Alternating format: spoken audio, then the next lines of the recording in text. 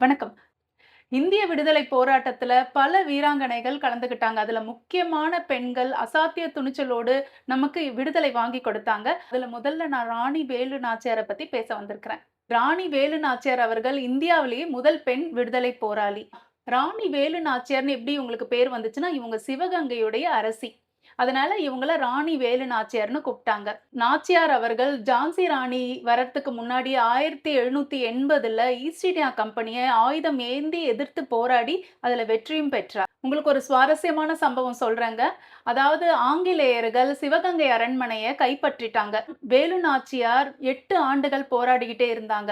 ஆங்கிலேயருடைய ஆயுத கிடங்கு இருக்கும் இல்லைங்களா? அந்த கிடங்குல நெறைய ஆயுதங்கள் ஆங்கிலேயர் வச்சிருந்தாங்க.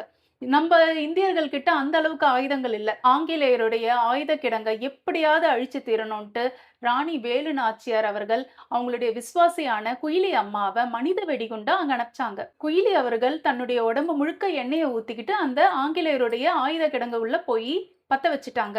ஆயுத கிடங்கும் அழிஞ்சிருச்சு, குயிலி அம்மாவும் இறந்துட்டா. ஆனா அது ஒரு வீர மரணம் நம்மளுடைய இந்திய நாட்டு சுதந்திரத்துக்காக. காலத்துல பாத்தீங்களா, நாட்டுக்காக தான் உயிரையும் குடுக்குறதுக்கு எவ்வளவு விசுவாசிகள் ராணி கிட்ட இருந்தாங்கன்ட்டு. வரலாற்றிலே முதல் மனித வெடிகுண்டுங்க.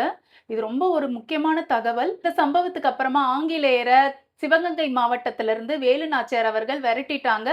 பழையபடி சிவகங்கை மாவட்டத்துக்கு ராணியா இருந்தாங்க. 2வது வீர பெண்மணி யாருன்னா, கடலூரை சேர்ந்த அஞ்சல அம்மா தான். மகாத்மா காந்தியடிகளால தென்னாட்டின் ஜான்சி ராணின்ட்டு அன்போடு அழைக்கப்பட்டாருங்களா அஞ்சலை அம்மா. 1931ஆம் ஆண்டு நீலன் சிறை அகற்றும் போராட்டத்துல அம்மையார் கலந்துக்கிட்டாங்க. கலந்துக்கிட்டது மட்டும் இல்லாம, அவங்கள சிறைக்கு அனுப்பிச்சுட்டாங்க ஆங்கிலேயர். அப்போ அம்மா நிறைமாத கர்ப்பிணி. சிறையிலேயே அவங்களுக்கு பிரசவமும் ஆச்சு. சிறையிலேயே அஞ்சலை அம்மாக்கு ஆண் குழந்தை பிறந்தது.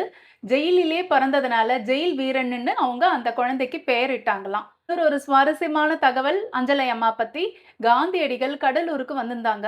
போலீசார் அஞ்சலை அம்மாவை நோட்டம் விட்டுக்கிட்டே இருந்தாங்க. காந்தியடிகளை பார்க்க கூடாதுன்னு. ஆனா அஞ்சலை அம்மா மாறு வேடமிட்டு ஒரு குதிரைக்காரர் மாதிரி காந்தியடிகள் பக்கத்துல போய் நின்னு அவ்வளோ விஷயங்கள் பேசியிருக்கிறாங்க. இது கடைசி வரைக்கும் போலீஸ்காரர்களுக்கு தெரியவே இல்ல. எவ்வளோ ஒரு சாமர்த்தியம் பார்த்தீங்களா? அந்த காலத்திலேயே வீர பெண்மணிகளுக்கு.